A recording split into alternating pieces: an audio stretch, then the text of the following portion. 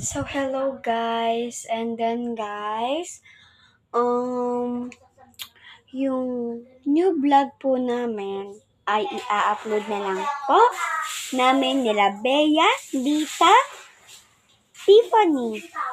At ako po ay si Bebang. Ito po ay nasa tabi ko si Tiffany. Ako na kasi nang agaw ka pa eh.